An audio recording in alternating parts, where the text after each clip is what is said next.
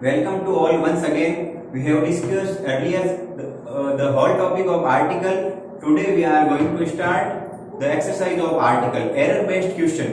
चलिए आज हम error based question करते हैं। यहाँ कुछ व्हाइट बोर्ड पर कुछ क्वेश्चंस दे रखे हैं, उनका हम सॉल्यूशन वन बाय वन करेंगे।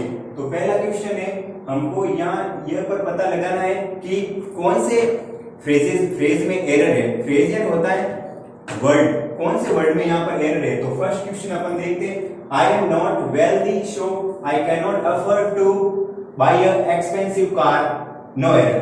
यानी हमने इस क्वेश्चन को 5 भागों में डिवाइड किया है, A B C D E. It means हमें देखना है कि एरर कौन से पार्ट में।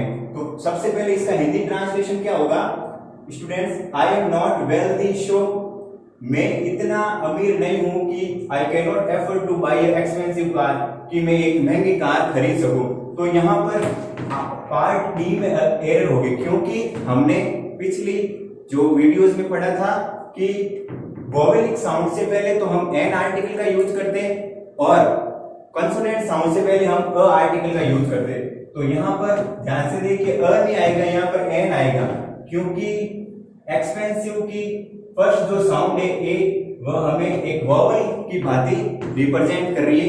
तो यहाँ पर ए की जगह एन होगा। तो पूरा जो ये आंसर इसका क्या बनेगा, I am not wealthy so I can not afford to buy an expensive car. Okay, मैं इतना धनवान नहीं हूं कि मैं एक महंगी कार का जो है खर्च वहन कर सकूं। We will move next question जो है अपने, milk can provide protein for a nutritionally balanced diet। जो मिल्क है वो हमें एक अच्छी डाइट रखने के लिए पोषक तत्व प्रोवाइड कराता है। तो इसमें क्या होगा, यहाँ पर पार्ट ए में एरर है, क्योंकि अभी discuss earlier that in liquids form में कभी भी आर्टिकल नहीं आता है।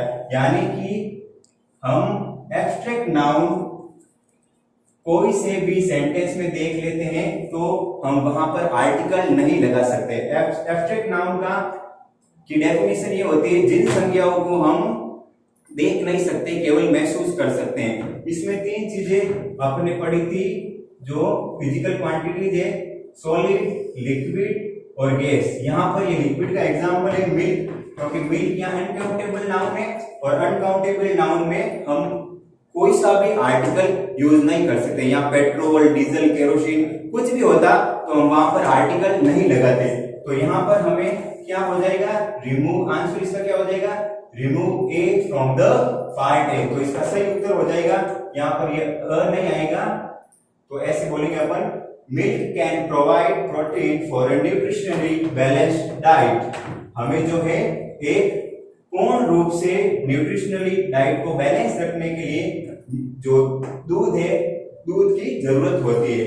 तो यहाँ पर हमने यह रूल सीखा है कि लिक्विड से पहले हम कोई भी आर्टिकल का यूज नहीं करते हैं। We will not use any article before liquids.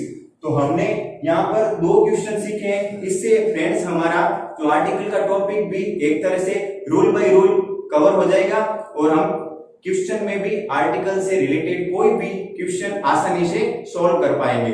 We will move next in 3 question. Third question क्या है, he does not understand the English. इसका मतलब क्या हुआ, ये सिंपल प्रेजेंट टेंस का अफर्मेटिव वाक्य है।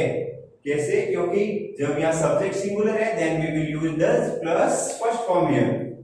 सो we can tell in Hindi medium, he does not understand the English. वह अंग्रेजी नहीं समझ पाता है, यानी वह अंग्रेजी नहीं समझता है। तो यहाँ पर फ्रेंड्स जो पार्ट सी में है वह हमें एरर दिखाई दे रही है। क्यों, क्योंकि English is a name of subject here. We discussed earlier what is this, is subject, languages, liquids, name of colour, diseases के पहले कोई भी आर्टिकल का यूज नहीं होता है। तो यहाँ पर ये द इंग्लिश गलत होगा, रिमूव द हियर। तो क्या हो जाएगा, ही डज नॉट अंडरस्टैंड इंग्लिश, वह अंग्रेजी नहीं समझता है। तो भाषा से पहले हमें कीप इन माइंड ऑलवेज कि आर्टिकल का यूज नहीं होता है। देखिए फ्रेंड्स, यहाँ पर ऐसे होता है, he does not understand the physics, तो भी हम यहाँ आर्टिकल नहीं लगाते क्योंकि physics is also name of subject. यहाँ ऐसे होता है, he does not understand the chemistry, तो केमिस्ट्री के पहले भी हम आर्टिकल नहीं लगाते क्योंकि केमिस्ट्री भी name of subject here. So we will move ahead. तो यहाँ पर हम क्या क्या करेंगे, he does not understand English, वह इंग्लिश नहीं जानता, तो यहाँ पर ये द आर्टिकल नहीं आएगा। तो क्या आ जाएगा आंसर में, remove the from part C. Okay, let us move ahead. You can pay your instalment by the end of this month. इसका हिंदी में मतलब क्या हुआ, तुम by the end of this month का मतलब हुआ इस महीने के अंत तक अपनी जो है इंस्टॉलमेंट यानी किस्त जमा करा सकते हो। ओके, तो यहाँ पर हमें कहां पर एरर है, पार्ट सी में एरर है, क्योंकि हमने पढ़ा था कि इंग्लिश में जो फ्रेजेज है उसके पहले हम फिक्स आर्टिकल का यूज करते हैं। आप यदि पिछले वीडियो को नहीं देख के हो तो आप देखिए, वहां जाकर मैंने एक रूल आपको डिस्कस किया था, फ्रेजेज के पहले हम कोई भी आर्टिकल का यूज फिक्स यूज में करते हैं। जैसे हमने कहा था मेक अ नॉइज, तो वहां पर आर्टिकल का यूज किया। जैसे in a good condition, in a bad condition, तो आर्टिकल का प्रयोग जब फ्रेज के सेंस में होता है तो वहां पर हम फिक्स फ्रेजेस के तहत ए या एन या द आर्टिकल का यूज करते हैं। तो यहां पर क्या हो जाएगा, ये फ्रेज जो कि फिक्स है, by end of this month नहीं कह करके हम यहां बोलेंगे by the end of this month, क्योंकि ये फिक्स फ्रेज बन जाता है इंग्लिश में। तो यहां पर हमें द लगाना नेसेसरी होगा, ऐसे सही होगा। You can pay your instalment by the end of this month, यानी कि यहां पर हम द आर्टिकल का यूज करेंगे, क्योंकि अंग्रेजी में निश्चित फ्रेजेस के पहले निश्चित आर्टिकल ए एन या द का यूज होता है। द आर्टिकल को हम पढ़ चुके हैं कि डेफिनिट आर्टिकल है और सिंगुलर काउंटेबल नाउन और प्लूरल काउंटेबल दोनों के साथ यूज होता है, और ए या एन आर्टिकल को we are called indefinite article here. And how to use indefinite article,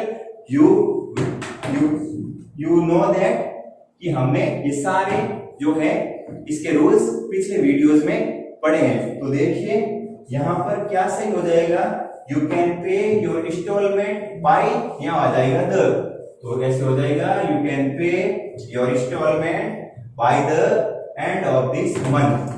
तो ये यहाँ पार्ट सी में एरर थी जो हमने इसको करेक्टेड कर लिया है। Late us move ahead. देखिए पांचवा क्वेश्चन जो क्या है, if you have faith in Almighty, यदि तुम्हें ईश्वर पर भरोसा है। ऑलमाइटी का मतलब होता है परमात्मा या ईश्वर।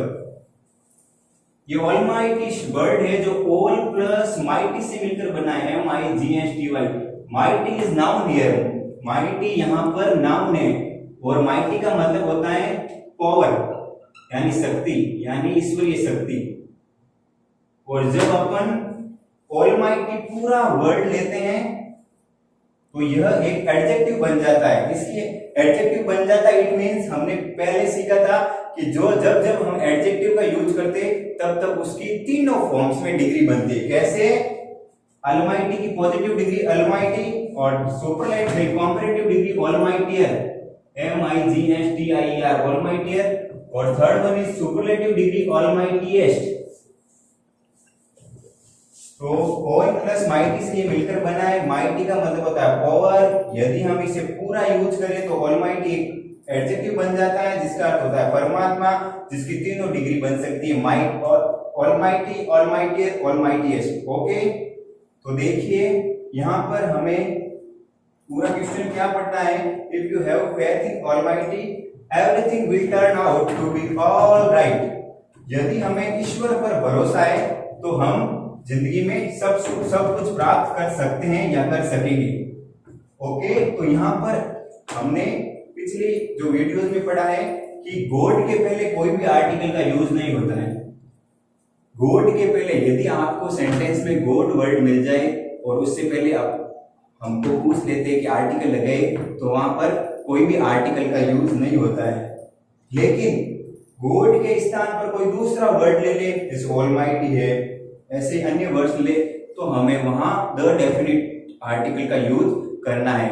और हेवनली बॉडीज यानी गॉड से दी हुई जो भी चीजें, हमें मून है, सन है, स्टार है, जो भी चीजें, उनसे पहले भी हम द का यूज करेंगे। तो हमने यहाँ क्या सीखा नई बात कि गॉड वर्ड से पहले तो आर्टिकल का यूज नहीं होता है, लेकिन गॉड की जो दी हुई चीजें हेवनली बॉडीज है like a sun, moon, etc, तो there we will use the article before it. तो यहाँ पर हमें क्या सही हो जाएगा कि पार्ट फर्स्ट में एरर है, कैसे है कि यहाँ हमें करना होगा if you have faith in the almighty, क्योंकि एलमाइटी गॉड के लिए यहाँ विशिष्टता यानी पर्टिकुलर सेंस में यूज हुआ है, इसलिए हमें यहाँ पर द आर्टिकल का यूज करना होगा।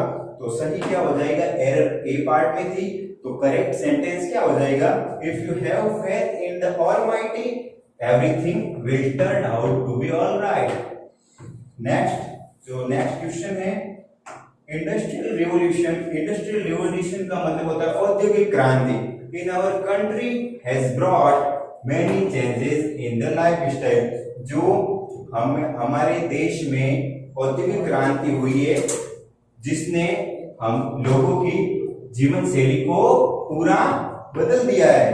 कैसे, लाइफस्टाइल का मतलब होता है जीवन शैली, चेंजेस यानी सिंपल प्रेजेंट टेंस है, क्योंकि एस या ईएस जुड़ा हुआ है, तो इसका मतलब क्या होगा कि जो औद्योगिक क्रांति देश में आई है उसने लोगों की जीवन शैली को पूरा बदल दिया है। तो यहाँ पर आर्टिकल यानी करेक्शन क्या हो जाएगा, ए पार्ट में हो जाएगा, क्योंकि जो हमारी यहाँ औद्योगिक क्रांति है उसने ही लोगों का जीवन शैली यानी जीवन जीने का नजरिया बदला है। तो यहाँ पर यह इंडस्ट्रियल रिवॉल्यूशन पर्टिकुलर सेंस में यूज हो रही है, और हम पर्टिकुलर या स्पेसिफिक सेंस में किसी का भी यूज करते हैं तो हम वहां we will use definite article the before it. वहां पर हम इससे पहले द आर्टिकल का यूज करेंगे। तो यहाँ सही क्या हो जाएगा, द लग जाएगा आगे, तो करेक्टेड पार्ट ए हो जाएगा। क्या हो जाएगा कि यहाँ पर जो औद्योगिक क्रांति है वो हमारे देश की है, यानी विशिष्ट है, स्पेसिफिक है, हमारे देश की क्रांति की बात हो रही है, तो हमारे लिए पर्टिकुलर बन गई है, और पर्टिकुलर चीजों के लिए द आर्टिकल का यूज हो जाएगा। तो इसका करेक्शन क्या हो जाएगा, the industrial revolution in our country has brought many changes in the lifestyle of people. We will move to the next question। हम इससे पहले 6 क्वेश्चन पढ़ चुके थे एरर बेस्ड आर्टिकल्स पर। अब हम 7वां क्वेश्चन देखते हैं कि 7वें क्वेश्चन में कौन से फ्रेज में एरर है और उसका सॉल्यूशन हम फाइंड आउट करते हैं। देखिए फ्रेंड्स, 7वां क्वेश्चन क्या, as I was to reach Bangalore early I left in aeroplane instead of going by train. इसका हिंदी में मतलब होता है जैसे ही मैं बैंगलोर पहुंचा, वहां पर मैं ट्रेन से जाने के बजाय, इंस्टेड ऑफ का मतलब होता है के बजाय, ट्रेन से जाने के बजाय एरोप्लेन द्वारा वहां पर गया। तो हमें यहाँ पर देखो स्पष्ट रूप से दिखाई दे रहा है कि पार्ट बी में एरर है। कैसे एरर है, क्योंकि एरोप्लेन यहाँ पर एक नाउन है और नाउन से पहले हमें आर्टिकल यूज करना होगा। कैसे करना होगा, यदि नाउन का जो है पहला लेटर वॉवेल है, यानी हिंदी वर्णमाला के अनुसार वह स्वर ध्वनि है तो एन का यूज करेंगे, यदि व्यंजन ध्वनि है तो अ का यूज करेंगे। इस रूल को फ्रेंड्स हमने पिछले वीडियोस में पढ़ा था। क्या था रूल का नाम, मीन्स ऑफ ट्रांसपोर्ट, यानी यातायात के जो साधन होते हैं, यदि वहां पर सेंटेंस में बाई प्रीपोजिशन का यूज हो रहा है तो हम रूल में कोई सा भी आर्टिकल यूज नहीं करते थे। ए एंड द का यूज हम नहीं करते हैं जब when by preposition used in the sentence। और दूसरी, इसमें 2 सब रूल पढ़े थे। पहला तो बाई वाला नियम हो गया कि बाई आर्टिकल, यदि बाई प्रीपोजिशन यूज हो तो वहां पर हम कोई भी आर्टिकल नहीं लगाते।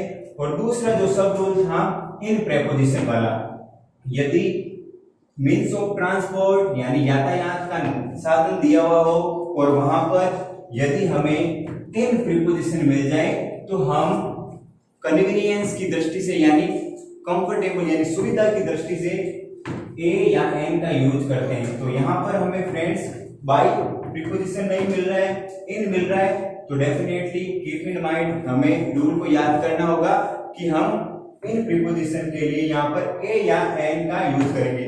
तो कौन से पार्ट में एरर होगी? बी में। और यहाँ पर एरोप्लेन दिया हुआ है, तो एरोप्लेन में फ्रेंड्स हम क्या पहली ध्वनि का अनुमान लगा सकते हैं? एरोप्लेन हिंदी में कैसे लिखते हैं? ऐसे लिखते हैं एरोप्लेन। तो इसका फर्स्ट लेटर है जो क्या है? वोवेलिक साउंड है ए। तो वोवेल से पहले हम हिंदी वर्णमाला के अनुसार एन आर्टिकल का यूज करेंगे। तो यहाँ पर क्या हो जाएगा? इन एन एरोप्लेन हो जाएगा। क्या हो जाएगा फ्रेंड्स? In an aeroplane. तो वापस इसमें एकदम बाकी सही बोले तो कैसे होगा? As I was to reach Bangalore early I left in an aeroplane instead of going by train. जैसे ही मैं बेंगलोर पहुंचा, वहां पर मैंने ट्रेन में जाने के बजाय एरोप्लेन में आगे यात्रा की। तो एरोप्लेन यहाँ पर एक के सेंस में इंडेफिनिट आर्टिकल एन यूज करना होगा, क्योंकि हम पढ़ चुके हैं कि एरोप्लेन में पहला साउंड जो है वोवल है, इसलिए यहाँ हमने एन का यूज किया। यदि हिंदी वर्णमाला के अनुसार यहाँ पर व्यंजनात्मक ध्वनि होती तो हम यहाँ पर ए आर्टिकल का यूज करते। Next question is person I met in the theatre. व्यक्ति जिससे मैं थिएटर में मिला was the actor himself, जो कि स्वयं ही एक अभिनेता था। एक्टर का मतलब होता है अभिनेता। तो यहां पर हम आर्टिकल में ये भी रूल पढ़ चुके हैं। यहां पर फर्स्ट पार्ट में एरर है। कैसे है एरर? क्योंकि हमने we have discussed earlier that specific person के लिए हम हमेशा द आर्टिकल का यूज करते हैं। ये स्पेसिफिक पर्सन क्यों है? क्योंकि जिस व्यक्ति से मैं थिएटर में मिला वह खुद एक अभिनेता था। यहाँ पर यह अभिनेता जो है उसकी कैरेक्टरिस्टिक्स यानी प्रॉपर्टी हो गई। यानी ऐसे तो मैं बहुत सारे लोगों से थिएटर में मिला, लेकिन एक व्यक्ति से ऐसे मिला कि जो खुद स्वयं में क्या था? अभिनेता था। तो पर्टिकुलर का सेंस आ रहा है, यानी स्पेसिफिक नाउन है। यहाँ पर्टिकुलर यानी इस विशिष्ट भाव में हम क्या यूज करते हैं? द का यूज करते हैं, जो कि हमने पहले वीडियो में हमने रूल नंबर फर्स्ट या सेकंड में देखा था कि सन है, मून है, स्टार है, ये सब स्पेसिफिक नाउन को शो करते हैं, इसलिए हम यहाँ पर द आर्टिकल यूज करेंगे। तो सबसे पहले आ जाएगा द पर्सन। तो इसका करेक्टेड जो हो जाएगा, करेक्ट सेंटेंस क्या हो जाएगा? The person I met in the theatre was the actor himself. जिस व्यक्ति से मैं थिएटर में मिला वह खुद ही यानी स्वयं ही एक अभिनेता था। तो हमने यहाँ पर एरर बेस्ड क्वेश्चन को फॉलो करते हुए 4-5 नियम और हमने सीख लिए, जो कि अपना पिछले वाले लेक्चर्स का रिवीजन हो गया। नेक्स्ट क्या है? Next question, it is very difficult for me to understand what kind of a man you are. इसका हिंदी ट्रांसलेशन होता है कि मेरे लिए यह समझना बहुत मुश्किल होगा कि तुम किस प्रकार के व्यक्ति हो।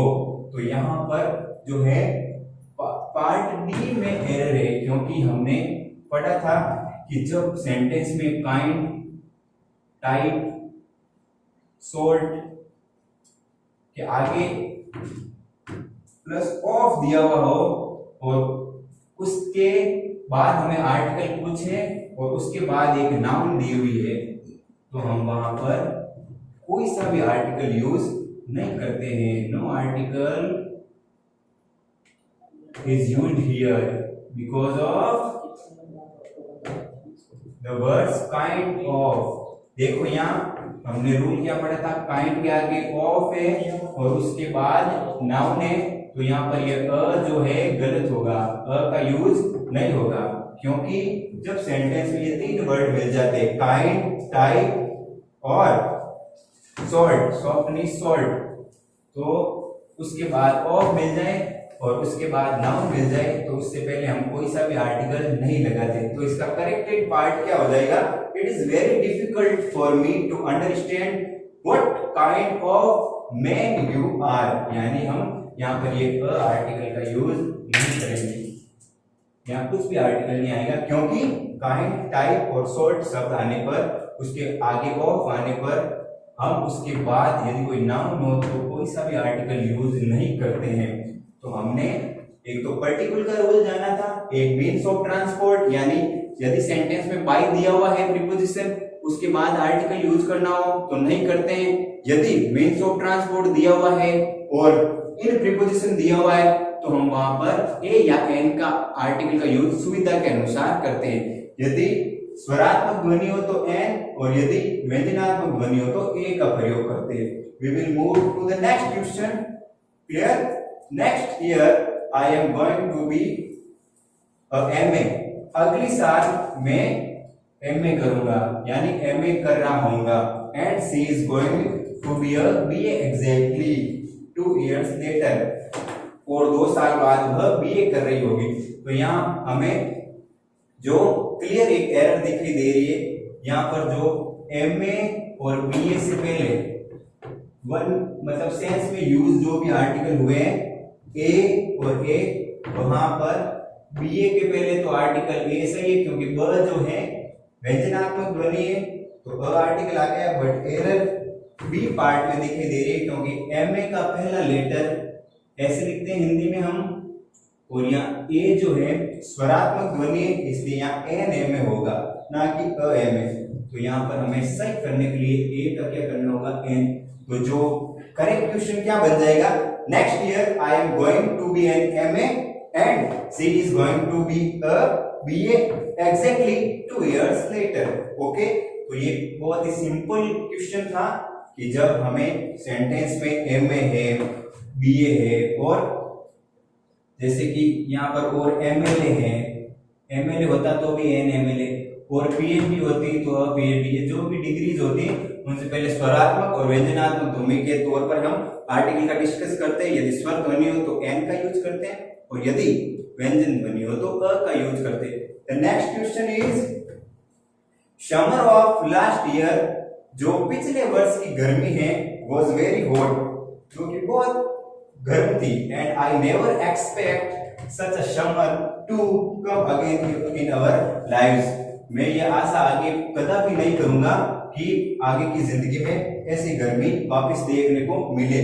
तो यहाँ पर हमें पर्टिकुलर का सेंस पता चल रहा है, मतलब पार्ट ए में एरर होगी, क्योंकि यहाँ पर जो है ये समर जो पिछली साल के यानी पर्टिकुलर समर के बारे में बात हो रही है। जब ऋतु की भी यानी सीजनल कंडीशन में जब ऋतु जैसे ऑटम है, ऑटम यानी होती है बसंत, तो समर या गर्मी की बात हो रही है, और पिछले साल की यानी कि पर्टिकुलर सेंस में हम गर्मी की बात करें। यहाँ गर्मी कोई जनरल केस में नहीं हो रही है, पर्टिकुलर केस में हो रही है। क्यों पर्टिकुलर है? क्योंकि हम समर ऑफ लास्ट ईयर की बात करें। समर तो डेली आती है, गर्मी और सर्दी मौसम आते रहते हैं, लेकिन यहाँ पर जो पिछले साल की समर थी उसमें बहुत ज्यादा गर्मी थी, और हम आगे की जिंदगी में ऐसी समर की आशा नहीं करते। तो यहाँ पर हो जाएगा द समर, क्योंकि पर्टिकुलर के सेंस में we will use the article here. तो क्या हो जाएगा, जो करेक्ट सेंटेंस है वह हो जाएगा the summer of last year was very hot and I never expect such a summer to come again in our lives। Okay, that next question क्या है, last question, I was on 2nd of November 1980 but she was born on the 1st of November।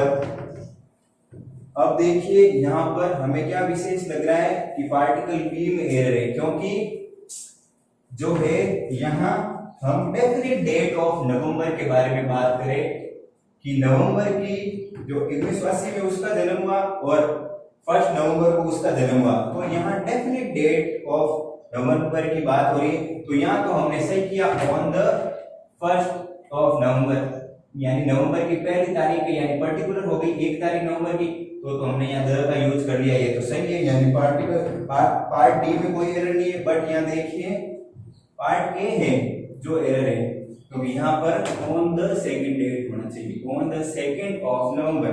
वहां जैसे on the 1st of November है, इसी प्रकार यहाँ पर on the 2nd of November, क्योंकि यहाँ डेफिनेट डेट ऑफ नवंबर के बारे में हम बात करें तो यहाँ पर्टिकुलर डेट की बात करें एंड जब हम कभी भी पर्टिकुलर डेट की बात करते हैं तो वहां पर हम द आर्टिकल का यूज करते हैं। जैसे ये ऊपर वाले एग्जांपल में कि व्यक्ति जिससे मैं थिएटर में मिला वह खुद एक अभिनेता था, तो यहाँ पर भी व्यक्ति की स्पेसिफिक क्वालिटीज के बारे में बात हो रही है। उसी प्रकार यहाँ डेट की स्पेसिफिक क्वालिटीज के बारे में बात हो रही है, तो यहाँ सही क्या हो जाएगा, I was on the 2nd of November 1980 but she was born on the 1st of November।